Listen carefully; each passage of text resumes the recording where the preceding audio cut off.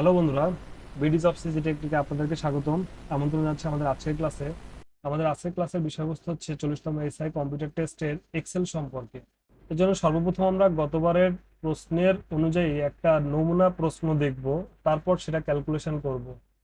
তো বন্ধুরা, প্রশ্নটা খুব ভালোভাবে দেখুন। অনেকে অনেক কঠিন ভাবে দেখাচ্ছে, যোগ হবে, বিয়োগ হবে, গুণ হবে, গ্রেটার দ্যান হবে, স্মলার দ্যান হবে।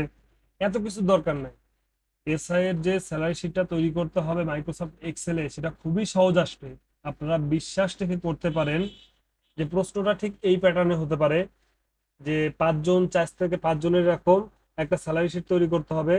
তার জন্য এরকম র্যাঙ্ক দেওয়া থাকবে, বেসিক দেওয়া থাকবে, বাড়ি ভাড়া ভাতা কিংবা এর সাথে চিকিৎসা ভাতা।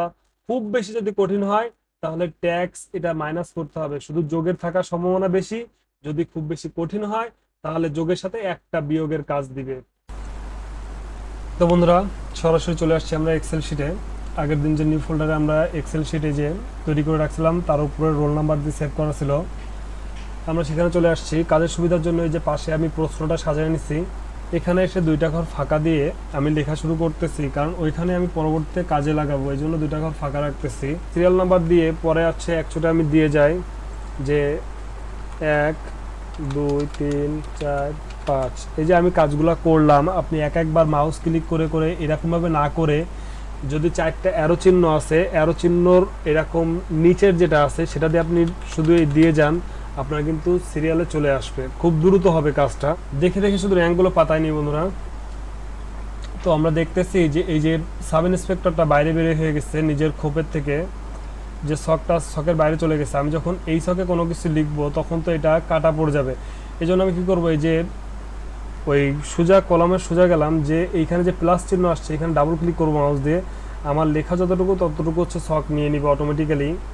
র্যাঙ্কের পরে আছে হচ্ছে বেসিক, বেসিকের পরে আছে হচ্ছে হাউস রেন্ট,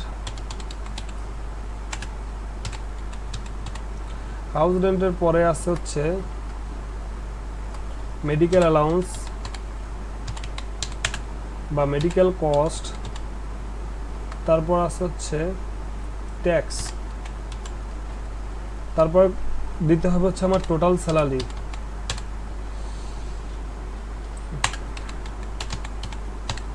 তারপর আমাকে কি দিতে হবে, মোট বেতন বের করতে বলছে, মোট বেতনের জন্য এই যে টোটাল স্যালারি দিতে হবে। আমি প্রত্যেকটা এই যে ডাবল ক্লিক করে মাউস দিয়ে ডাবল ক্লিক করে আমি সবগুলো বড় করে নিব বন্ধুরা। নেওয়ার পরে এই যে সিরিয়াল নাম্বার এই জিনিসটা আমি একটু বোল্ড করে দিলে, দেখার সৌন্দর্যের জন্য একটু বোল্ড করে দিলাম।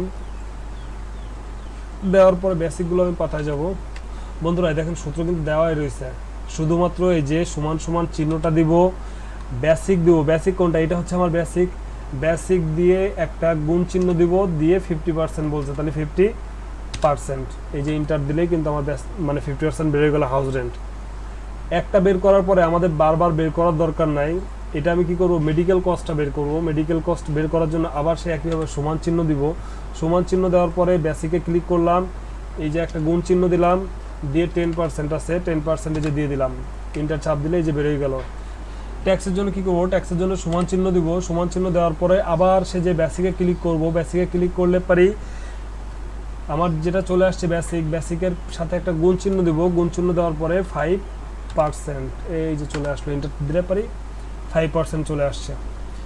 এই যে একটা যে আছে, একটা বের করলাম কিসের জন্য, বাদ বাকি বের করলাম না কিসের জন্য, আমরা কি একটা একটা করে বের করব সেজন্য না, কাজটা আরও দ্রুত করার জন্য কি করব, ছকটাকে এরকম এই প্লাস চিহ্ন যখন আসছে মাউসের লেফট বাটন চেপে ধরে এরকম টান দিব। টান দিলে দেখেন আমার সবগুলো অটোমেটিক্যালি নিয়ে নিবে।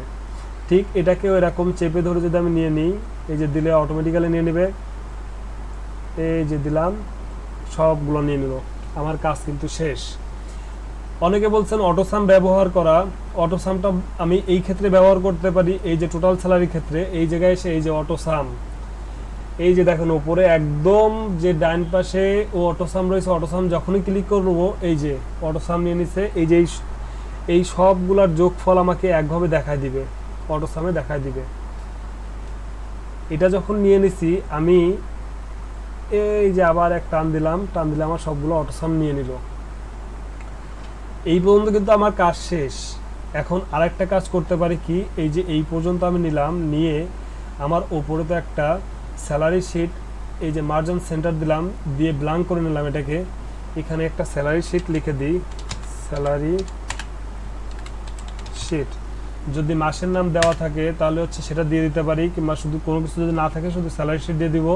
যেহেতু এখানে বলছে স্যালারি শিট তৈরি করুন, শুধু মানে স্যালারি শিট করে দিলাম। করার পরে এই নিচে আমরা নিট যেটা সেটা বের করে দিতে পারি, আর না করলেও সমস্যা নাই। নিট স্যালারি যেটা সেটা হচ্ছে আমরা কি করব, এখানে একটু মার্জিন সেন্টার দিয়ে নিট স্যালারিটা লিখে দিই,